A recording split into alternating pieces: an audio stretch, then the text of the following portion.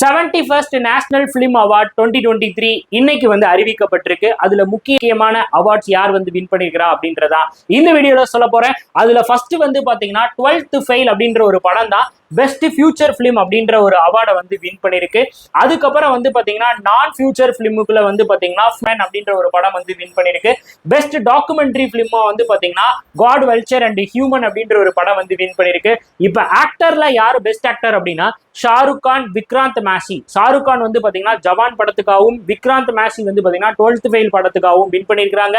Best ஆக்ட்ரஸ்ல யார் வந்திருக்காங்க அப்படின்னா ராணி முகர்ஜி அப்படின்றவங்க வந்து வந்திருக்காங்க.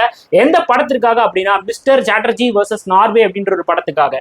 அதற்கப்புறம் வந்து பாத்தீங்கன்னா அனிமேஷன் படத்துல வந்து எது பெஸ்ட் படமா வந்திருக்கு அப்படின்னா ஹனுமன் அப்படின்ற ஒரு படம் தான் பெஸ்ட் படமா வந்திருக்கு.